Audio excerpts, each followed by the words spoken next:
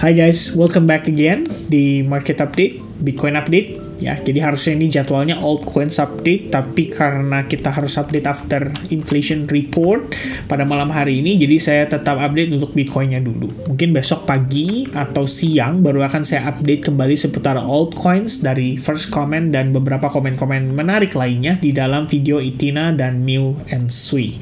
Oke, so guys, for this Bitcoin update, kita mau bahas sedikit tentang update pergerakan setelah inflation report. Tapi kita ngomongin inflationnya dulu, ya.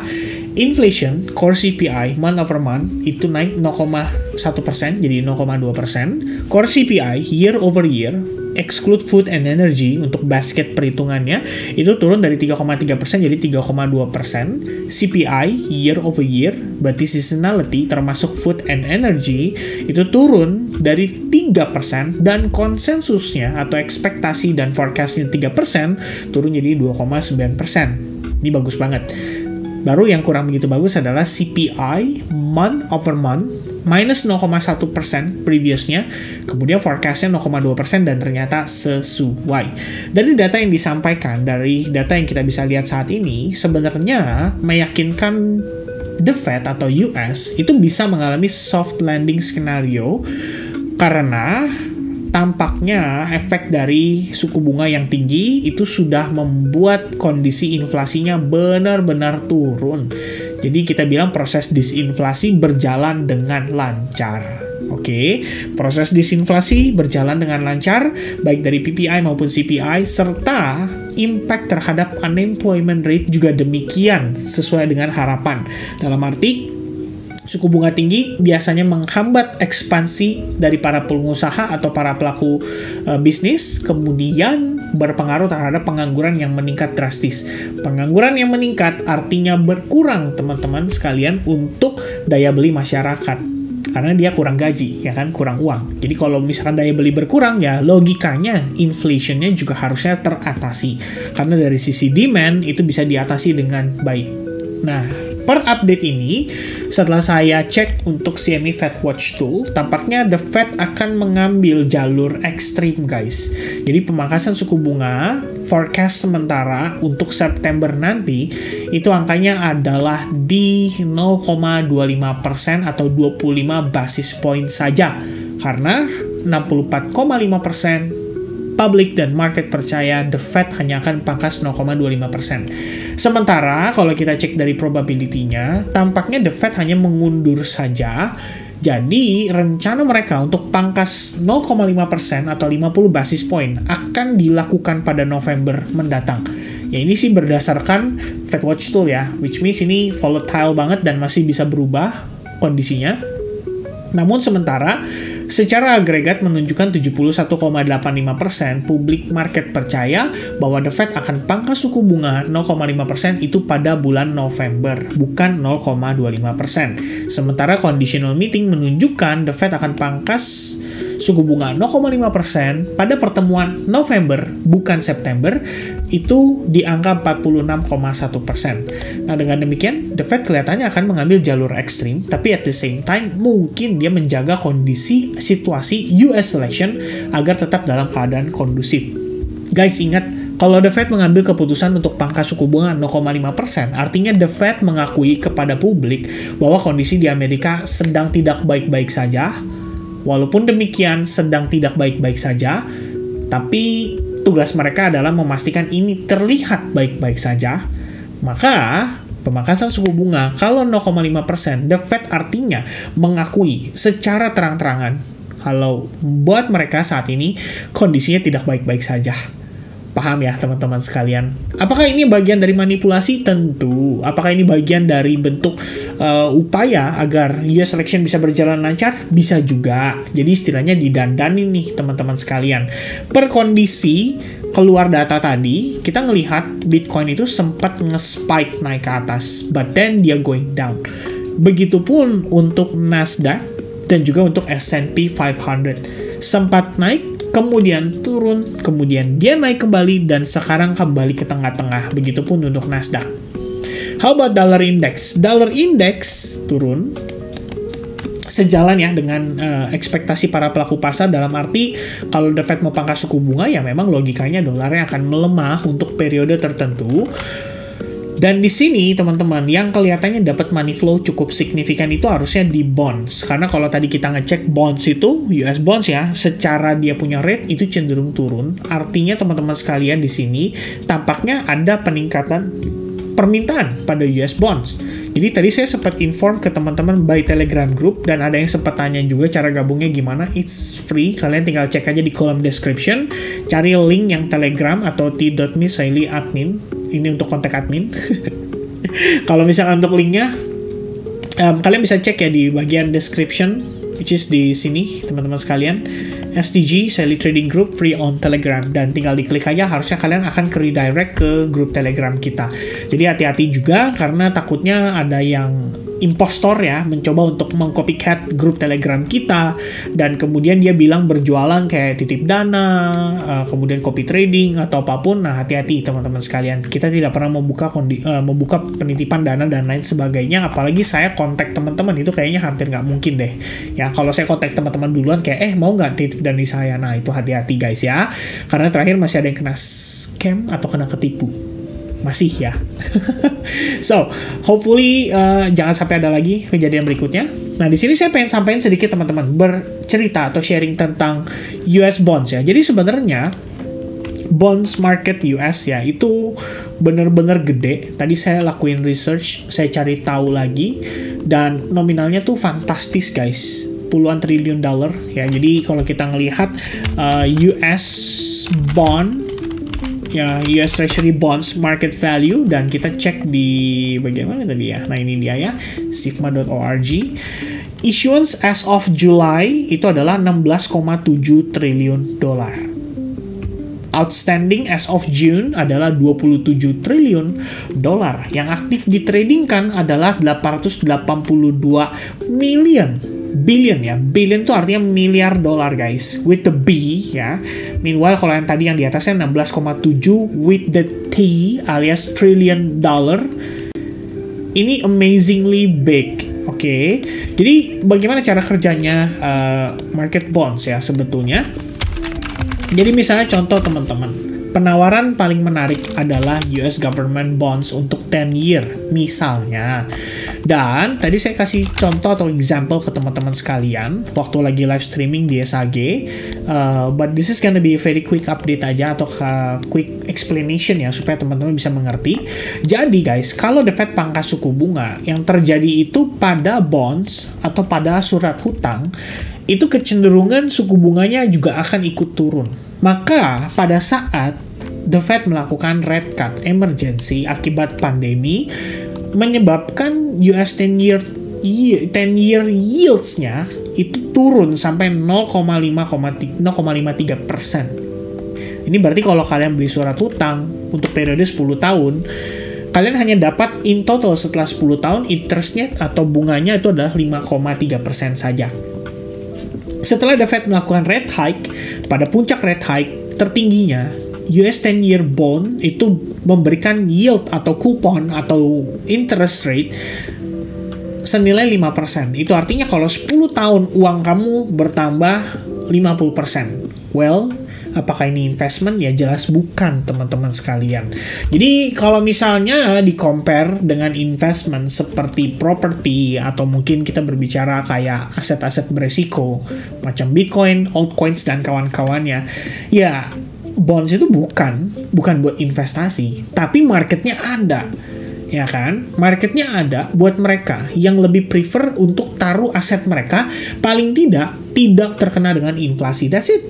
Dan pilihannya yang paling safe, yang paling low risk, yang paling oke, yang pasti dijamin akan dibayar adalah surat hutang.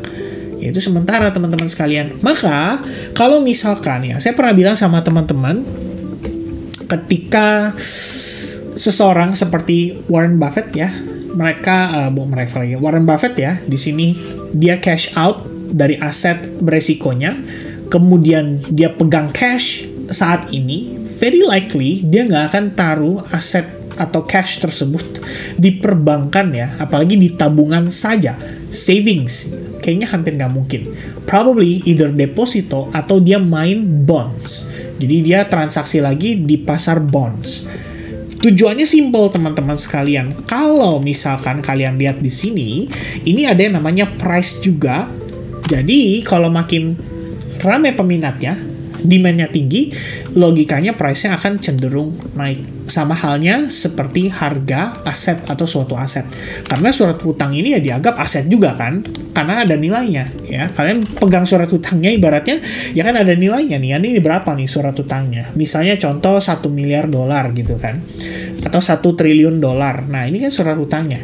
Dan misalnya selama 10 tahun, berarti 1 miliar dolar itu sudah bisa dipastikan akan menghasilkan 500 juta dolar, sementara pokoknya 1 triliunnya juga sama. Nanti by the end of istilahnya apa ya kalau kita bilang ya, by the end of the maturity date atau pada saat expired, atau kita misalkan kita tidak mau perpanjang teman-teman, value-nya mungkin ya bertambah ya, karena dari segi price-nya nanti mungkin akan cenderung naik juga seiring berjalannya waktu.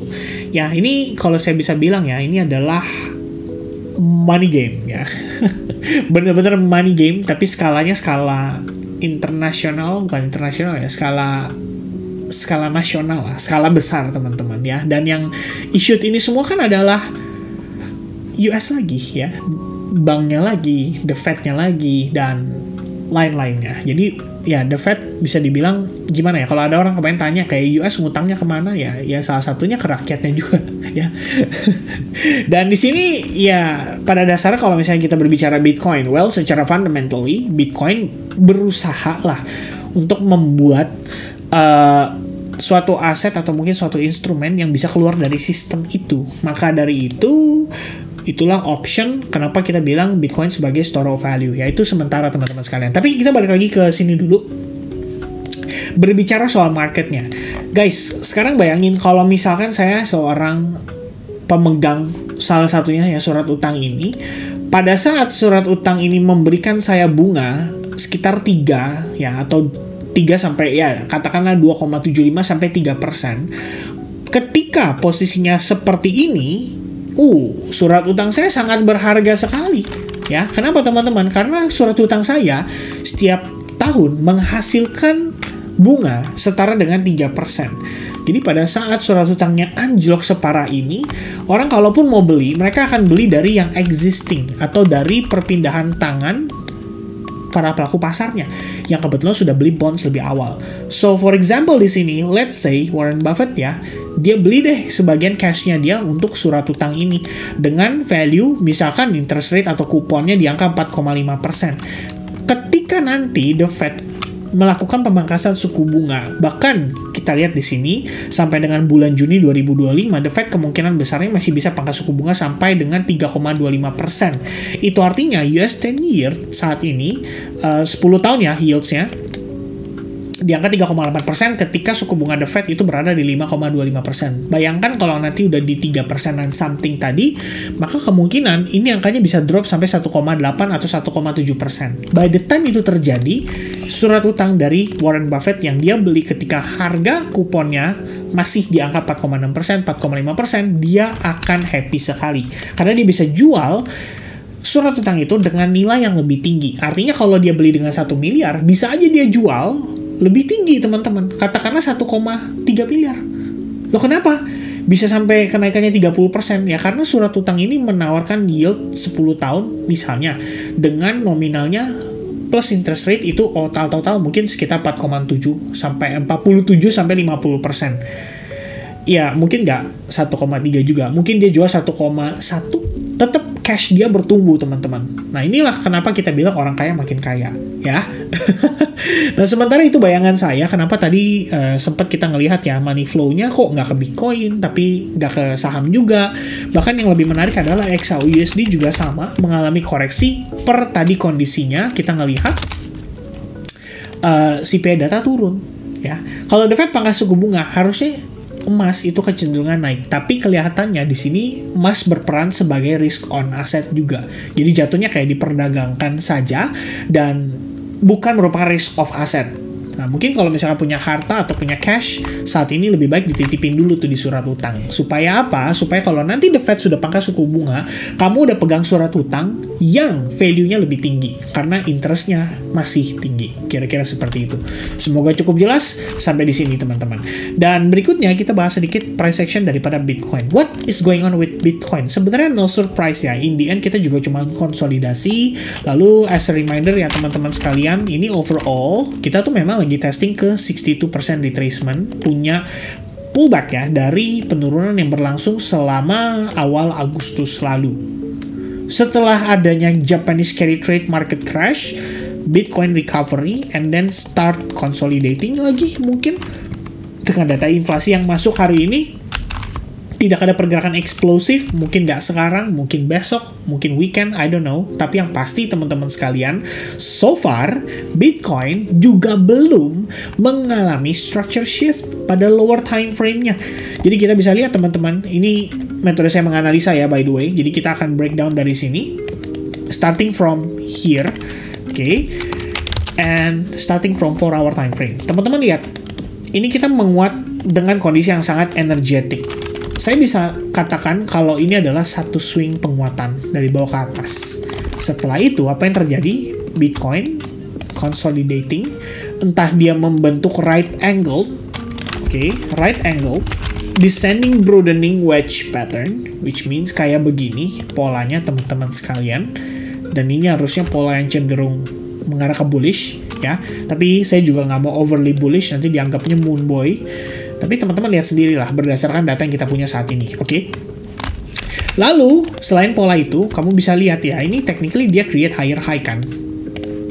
Previous high, create lower low, and then start to create higher high. Ya paling nggak untuk internalnya lah, kita belum bilang buat higher time frame kayak Bitcoin di time frame daily ya. Dimana kita testing 62% dan rejectionnya precisely at that level, bukan di level sembarangan. Lalu, pada perspektif 4 jamnya, yang akan closing dalam 1 jam 34 menit lagi, tampaknya masih respect dengan salah satu order block yang terbentuk pada perspektif time frame 1 jam.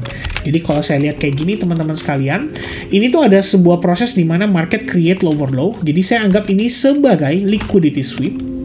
Oke, lalu dari liquidity itu dimanfaatkan dengan baik oleh buyers-nya sehingga harga mampu menciptakan higher high. Dan ini terjadi dalam kondisi yang lumayan impulsif lah. Kalau kita lihat ya, buat internalnya seperti time frame 1 jam. Maka dari itu, bagi 1 jam, kalau menurut saya, ini adalah bukan konsolidasi ya, tapi lebih ke fake out, di mana high point tidak berhasil di breakout, namun kita juga belum lihat dia valid mengalami lower low. Karena low point sebelumnya, yang kebetulan merupakan order block diiringi dengan adanya liquidity sweep, juga masih bertahan dengan cukup baik. Dia tidak create lower low, dia masih bertahan di atas level tersebut, dan kalau buat saya saat ini, hanya tinggal melihat aja ya, bagaimana point of view di lower time frame kayak 5 menit misalnya, atau misalkan 15 menit. Kita butuh Bitcoin untuk minimal ngambil high point terdekatnya, karena di momen ini, saat ini banget nih kita ngelihat, ini tuh udah terbentuk divergence guys. So we officially have lower low pada price action-nya, tapi at the same time untuk RSI-nya dia udah creating higher low.